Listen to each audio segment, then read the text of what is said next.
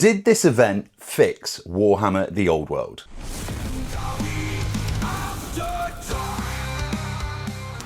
Hello there, welcome back to the channel. It is Richie here from Dowie After Dark. I hope you're all very well. So this weekend I played in an event here in the UK, which was the Welsh Open over in Cardiff in the beautiful venue that is Firestorm. Now this event was made by Ollie, who has recently been voted in as the team captain for Wales for the WTC later on in the year over in Germany. So congratulations to him, that is an amazing result for him personally.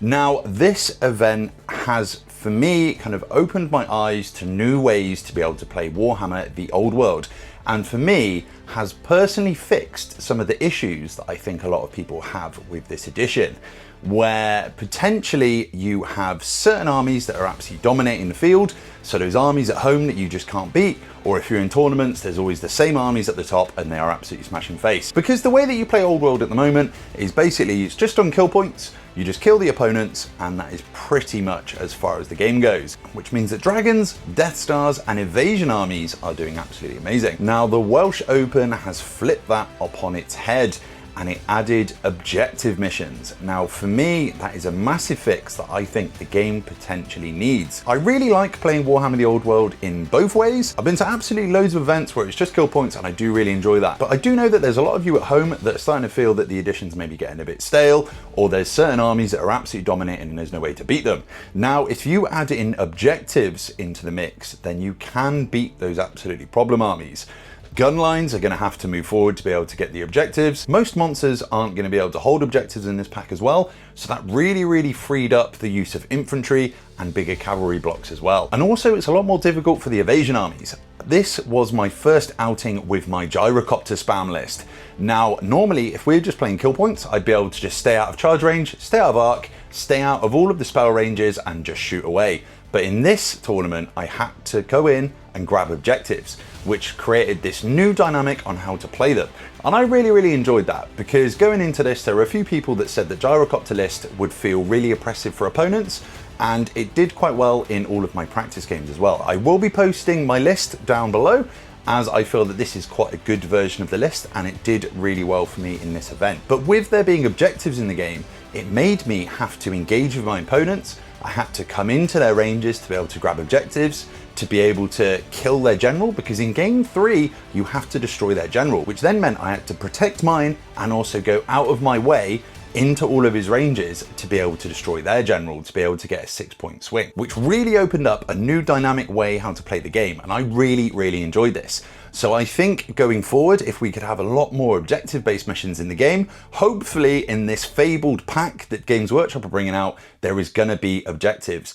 Because after playing an event with objectives, I really want to see more of them, as it was just a really fun new way to play, and it really opened my eyes to how fun this edition can be. Unfortunately, I didn't get to play the entire weekend at the event. So I went 3-0 on the first day, managing to get 3 wins out of 3, but unfortunately that evening Tom Carley, who I'd gone up with, had a personal emergency where he had to leave, and it was a pretty bad personal emergency, so I didn't want him driving alone. So I jumped in the car with him and we left. He pulled out of the event because there was no way he was coming back, and I pulled out as well, just so I could kind of be with him, and I just didn't want him driving alone really. Also, with Tom pulling out, that meant that it was uneven numbers, so with me pulling out as well, it didn't cock up any of the tournament, so everybody else could have a really good time. I was really enjoying the event, and it is a shame that I had to leave, but friends and family do come first. There is always more time to play toy soldiers, and I think the Gyrocopters did really well in their first outing. After 3 wins on the first day, I was definitely in contention for a nice podium place, and I was really looking forward to the next games, but it's just going to have to be the next tournament to hopefully try and get that 5-0 with the Gyrocopters, so watch this space. Now, the Welsh Open. So in this event, the event introduces missions that will be scored on a 20-0 system. The mission is worth 3 extra VP if you win it, and -3 VP to your opponent if they lose it, or 0 if you draw the mission. Thus, the victory points table caps out at 17-3. You need to win the mission to fully crush your opponent on 20-0.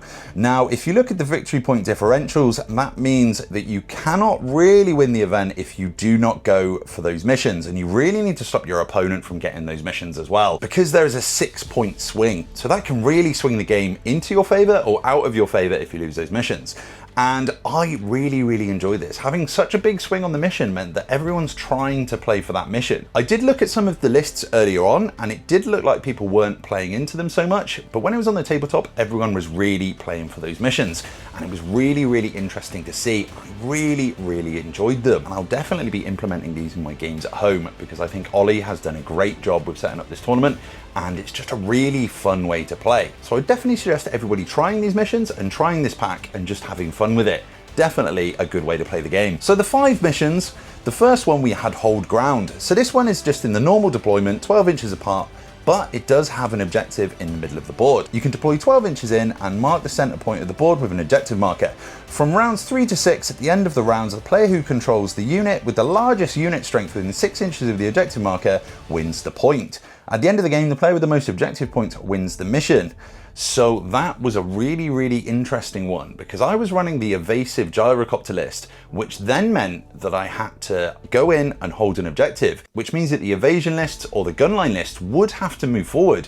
So it really introduces a new way how to play the game. So you really have to get in there, get stuck in and play a really tactical game to try and steal those objective points away from your opponent.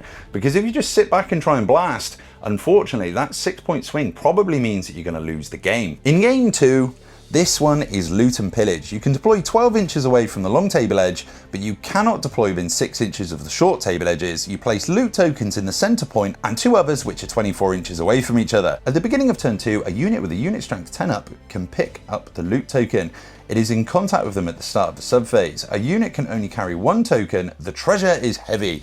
Whoever is in possession of the loot token at the end of the game wins the mission. So there are certain caveats to this. So war beasts can't carry it, skirmishers can't carry it, so they have to change into open order. You cannot fly with it as well, and if you flee, you drop it, or if your unit strength spots below 5, you can no longer march with the loot token.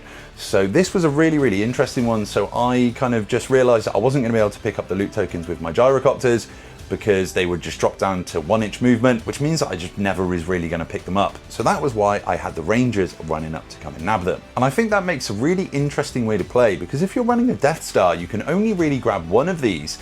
So that kind of opens up the field a little bit to play more units, so move away from those kind of grindy big units. But if you can control 2, you're going to win. But the Royal Clans list can still grab 2 of them, Rock and Stone. So for game 3, it's the Head of the Snake. Now this one has a bit of a weird deployment. I believe it's from the Night Phage missions, where the attacker just gets bigger flanks and the defender gets a bigger center deployment zone. To win the mission, you have to kill your enemy general and keep yours alive. If both generals survive or die, the mission is a draw. This one was always going to be really difficult for me, as I really struggled to be able to kill dragons, but my general was just a naked engineer. So this one, I was counting on going into the event just being like, okay, if I put a dragon on this, I'm going to have to try and kill the rest of the army, make up points, because that 6-point swing is going to hurt me. But as you will see in a minute, it didn't really go that way, which was quite nice. So game 4 is Battlefield Superiority, the diagonal deployment with an 18-inch gap. So you mark the central point, and at the end of each player turn, the active player gains a point for each quadrant of the battlefield where they have unit strength 10 or above in. You can score a maximum of 24 points each. So this one is really interesting. I didn't actually get to play this one at the event because I had to pull out beforehand. But this one would have been a really good mission for the gyrocopters, and this was the main mission that I had in mind when making this list. But my list did really well into this one, so a little bit of a shame, but it's all right.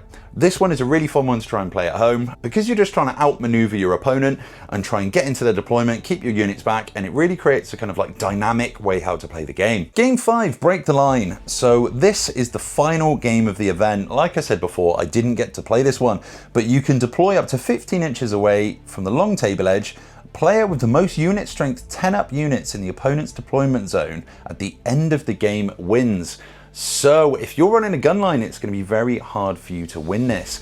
This was a really interesting mission. I really enjoyed the practice games that I did with this one, because you actually have to play so tactically, because your opponent can just lock you in the center of the board, and it's just really interesting what you're going to send down the flanks to try and get in there, what your opponent's going to send down. But it's a really fun mission. It sounds really straightforward when you just read it, but in practice it's a really good scenario. So there were certain comps in this event as well. Now from my previous videos you'll probably know that I'm not a massive fan of comp. One of the comps was that units can't go above 10 wide. Now personally I don't really agree with this one. For me, if I had to pick a number, I would say 15. 15 feels about right for me. 10, I think, hampers some of the armies a little bit too much. They also comp that scouts don't count towards your drop, which after the newest FAQ, I'm not sure why Ollie went with this. The main thing that I didn't like about this event is the fact it's a 20-0. I really like the win-loss-draw events, and the main reason that I like these is that it means that some of the weaker armies have a better chance of winning the event. Because if you're running Skaven or Empire, you're more likely to get smaller wins and potentially could win the event with 5 wins, compared to like a Chaos army with dragons, which is going to stomp through and maybe get 3 or 4 20-0s and then potentially lose a game and still win the event. This is just a personal thing for me. I know a lot of people really like the 20-0 system. I don't mind which version of the game that I play. I just personally prefer win-loss-draw because you see more varied armies doing better at the events. We are heading to Cardiff today. We are off to the Welsh Open and I am taking the gyros. The X-Force list is coming out strong. Over here we have UK Resin Prince Tom Carley. How's it going, man? Morning. Hope everyone's well. So we've got a really fun event actually. So basically all of the missions has objectives. It's got a relatively decent comp as well. Like you can't go more than 10 wide, which is really interesting. And they've also put some like kind of list restrictions on and stuff like that. It's probably the most comped event that I've ever been to. I'm looking forward to playing in it, just mainly because we've been practicing the missions and I really enjoy objective-based missions actually. It spins an entirely new dynamic on the game and I've been really enjoying it.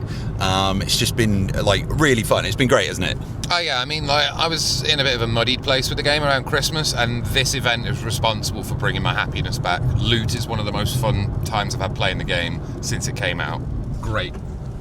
Yeah, no, it's been absolutely amazing. So I have the Gyrocopters. You'll see them in a minute, but I am bringing quite a few of them. I'm really excited to see how people can deal with them. It's going to be interesting. I'm going to really enjoy it. There are a butt ton of dragons at this event. So we've got, I believe, 50 players, and I think there's probably about 50 dragons here. So this is going to be quite interesting.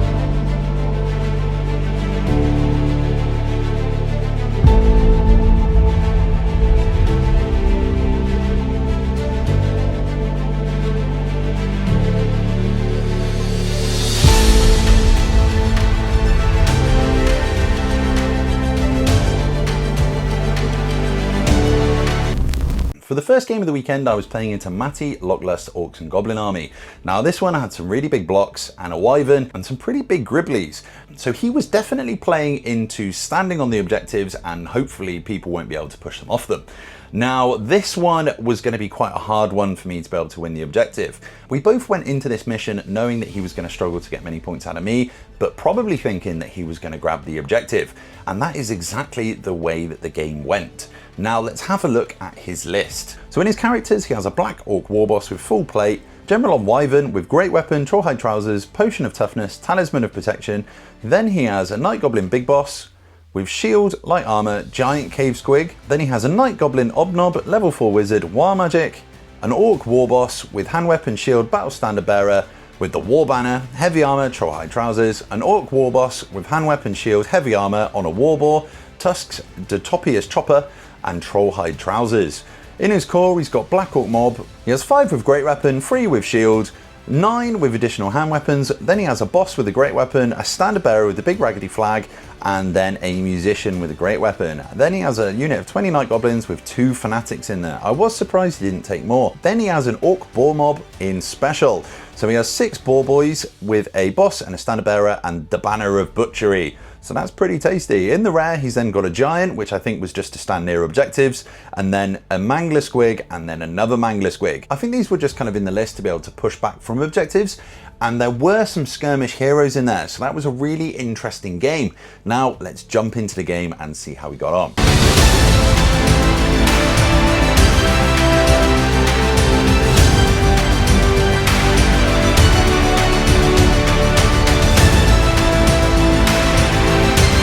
So first game at Firestorm, we are playing against Orcs and Goblins. So this will be the first professional outing for the Gyrocopters. Let's see how the game goes.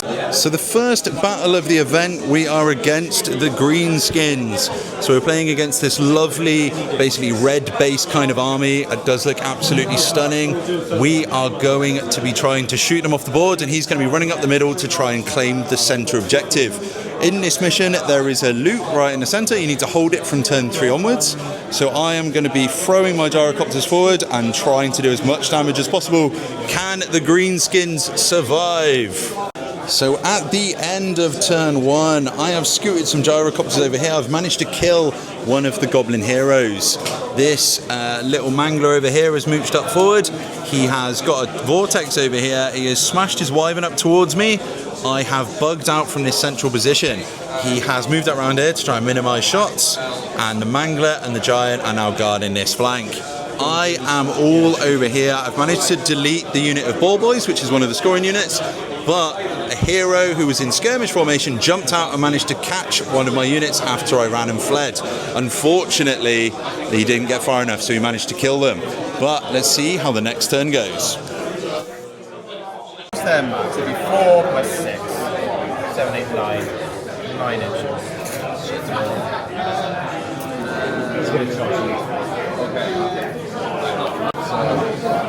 The fanatics are out.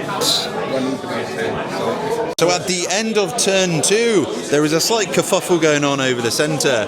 Down here, the wyvern is coming to cover this track down here. I have moved up and killed the what's it called? I've killed the mangler squig over here. The giants come up to try and apply pressure around here. And then over here, we have an orc war boss who is coming up towards some gyros. These are the big scoring units now. Can they destroy each other and stop the opponent from scoring? So at the end of his turn 3, he has run this up, scored up here, but can he keep it scoring for the rest of the turn? My gyros are going to pop round. He did manage to kill one with some magic this turn, and he's done a couple of wounds onto this unit over here. Over here, there is a giant with these Gyrocopters there, but there is going to be a lot of shots coming in, so can we whittle this unit down so it's no longer scoring? So at the end of my first game, so that was a really fun one. I tried to skirt around him and then just try and basically whittle the units down that be able to score. Unfortunately, he kept rolling those dastardly saves on those Black Orcs, so I just couldn't do enough damage to them, so they scored for the first 2 potential turns of scoring. But I did manage to whittle them down and then get my units so they could just fly around, grab the objective and cause a nuisance.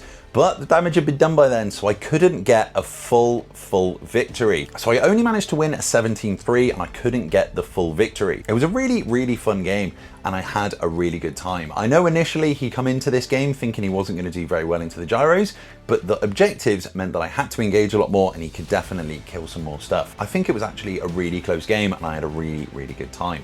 So going into the second game, I was initially paired into Chaos, but it changed and I am actually playing into the Imperishable, which is Bryn. Go check his YouTube channel out, The Imperishable, which is a Tomb King focused channel, very similar to mine, but about the Tomb Kings. This was a game that I was very worried about. I come into this event with one person that I wanted to dodge the entire weekend, which was the Mortuary Cult, because he was running 2 units of Abshamti and they can just shoot straight through me and absolutely destroy me. But I did have a game plan going into it. It kind of didn't pay off straight away, but after turn 3, then it started to. This was a really good game, so let's have a look at Bryn's list. So he has a level 4 High Priest with Elementalism, Earthing Rob, Ruby Ring of Ruin. Then he has a High Priest level 3 with Illusion, Serpent Staff, Tablet of Tahoth, and the Lore Familiar. Then a Mortuary Priest, Battle Standard Bearer, Wizard level 1, Elementalism, Amulet of the Serpent. 4 Necro Serpents with the Terrors below so they can just pop up anywhere. Then 51 Skeleton Archers with the Master of Arrows and the Standard Bearer. Then 5 Skeleton Horse Archers, 10 Skeleton Skirmishers with Warbows and Ambushes, 4 Tomb Swarms just to be able to take the wounds off them for the spells, and then 5 Abshati of Greatbow, a Tomb Scorpion with Ambushes and Terrors below, another Tomb Scorpion, and then another 5 Abshati of Greatbows, and then a Casket of Souls in rare. Now, the 10 Ushabti shooting at me every turn was a real issue. I knew that I would have to try and kill them straight away, neutralize them, and then I could just stay away from the big block and hopefully try and score the objectives. This one was all going to come down to who got the objectives, because I could just try and stay out of range. This was basically me trying to protect my rangers who were going to come up and try and grab the 2 objectives on my side of the board, because he had flank denied me, and I thought he's going to really struggle to get the one in the center and the one on my far left flank. So it did kind of pay off. He did focus down all the gyros, but I actually made a massive cock up in that game. For some reason in my head, I thought the Ushabti had quick shot because of all of the shenanigans they can do with reserve move and then shooting without penalties. In my head, I just thought they had quick shot. So I put off charging them until turn 3, which could have been a fatal mistake. Going forward, I'll definitely just charge them turn 2, as once they're in combat, you can just make them crumble because you can just charge from basically behind them, in a flank and at the front all at the same time. So going forward, this will be a better game for me. Now, this was a really close game, an absolute nail biter. So here we go. So we have the imperishable. How's it going, mate? It's going good. Game one versus some dwarves, and now I have double high elf dragon, which I am terrified about because it's 1,000 points I don't think I'm going to kill. So I'm going to try and win this mission somehow, but we'll see what happens. It does kind of serve you right for killing some Dowie, I think.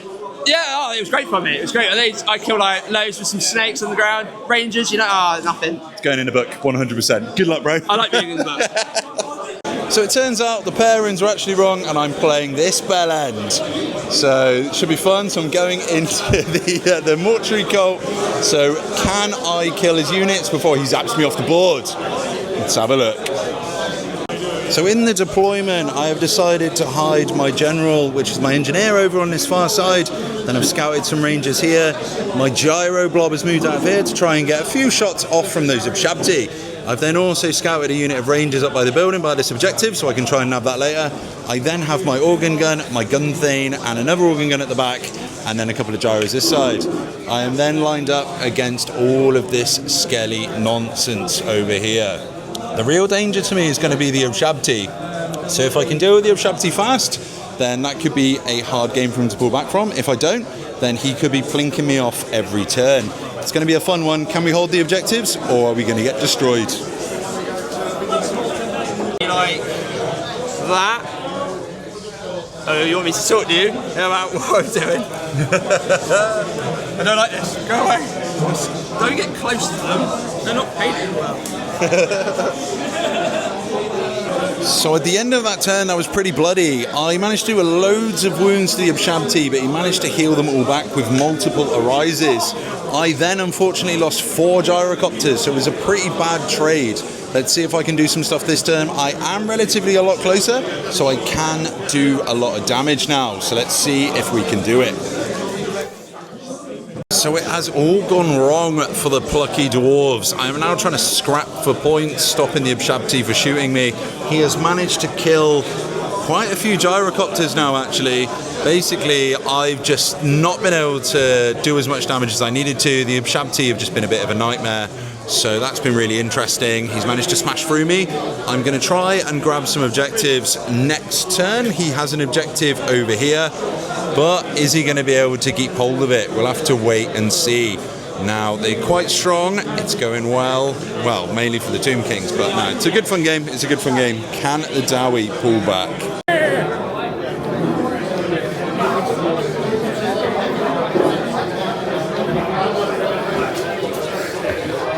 So at the end of that turn, I've managed to kill a unit of Ushabti, but I've lost even more gyrocopters. This space is looking very, very slim here. The organ gun blew itself up, rolled 2 misfire dice and rolled a 1, unfortunately, but that does mean that the Tomb Scorpions are just kind of mooching up here doing nothing.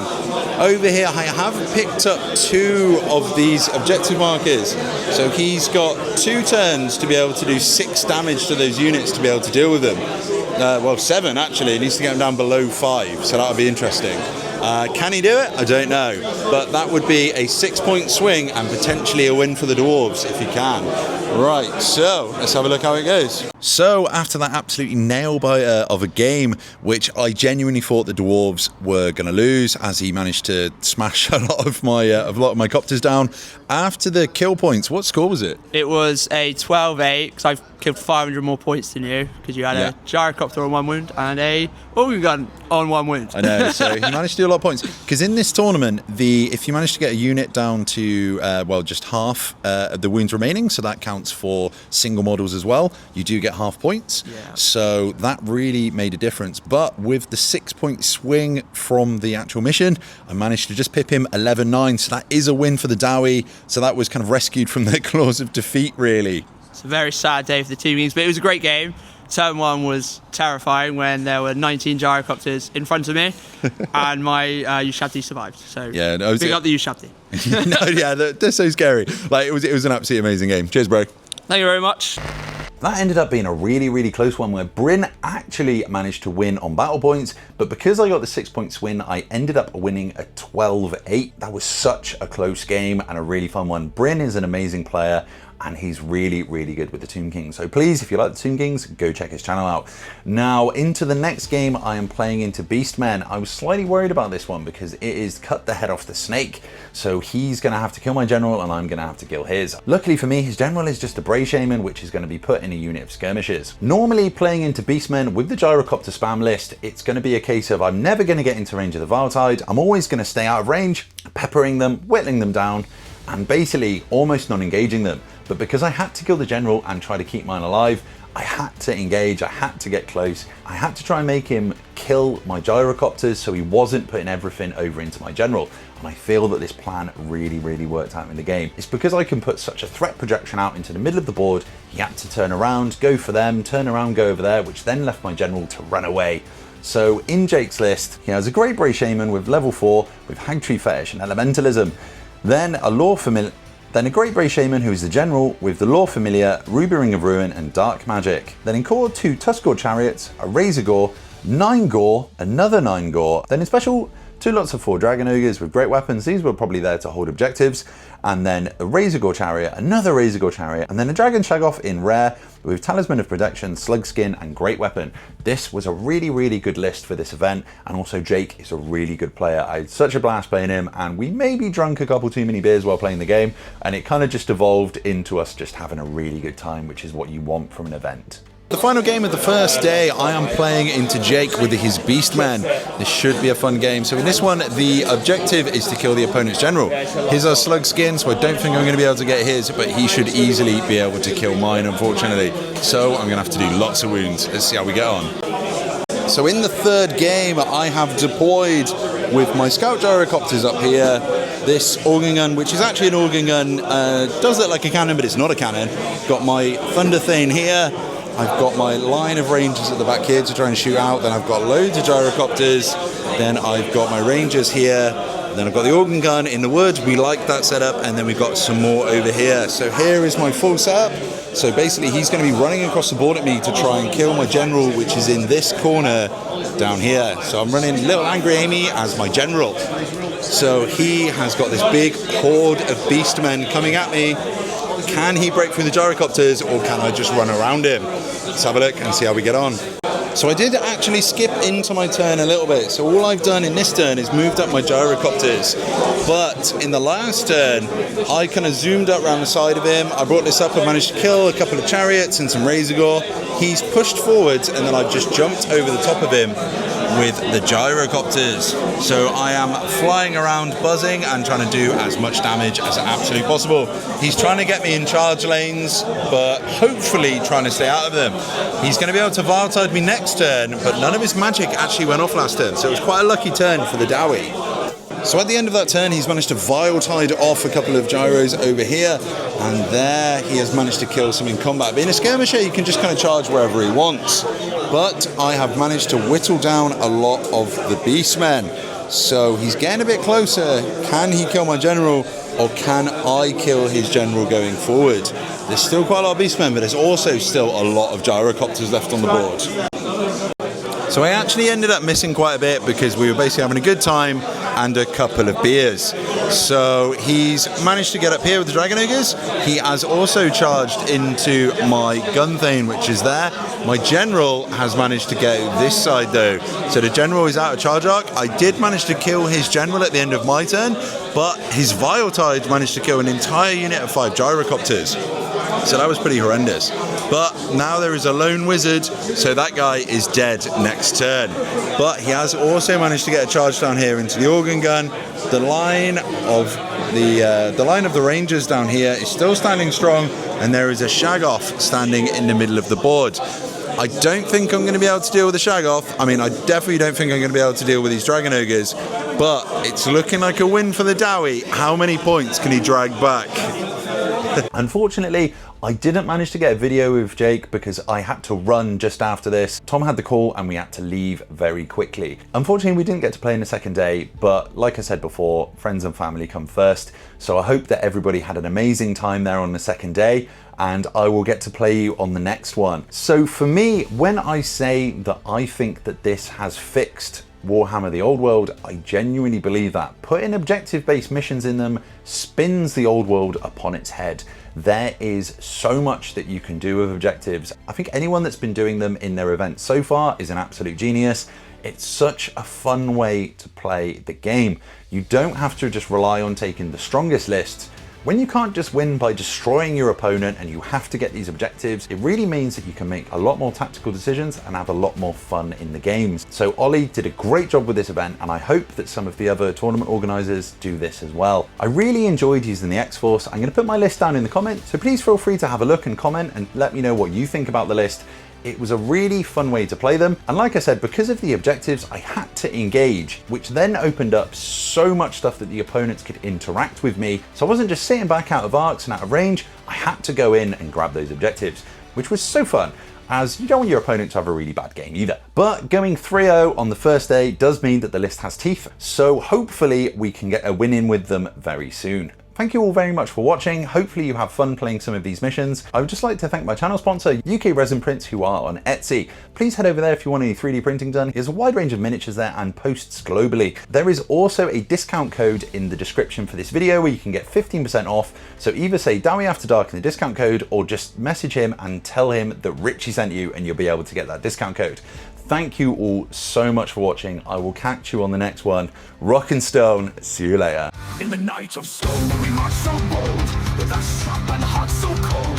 Through halls of old, our vengeance sparks in shadows dark. It's Dowie After Dark.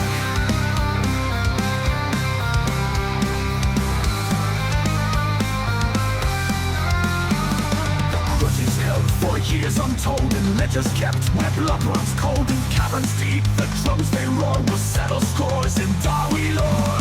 The grudge is held for years untold, in letters kept where blood runs cold. In caverns deep the drums they roar will settle scores in Dowie lore. Under mountains watchful gaze will end the feuds of ancient days. With iron will and spirit stark, will bring the light in Dowie After Dark. Golden gems shall guide our fight through endless tunnels lost tonight. The hammer falls, the anvil sings, in Dowie's name our battle rings. The molten forges fury red, our enemies shall quake with dread. In caverns grim our legends start, we strike as one in Dowie After Dark. Under mountains watchful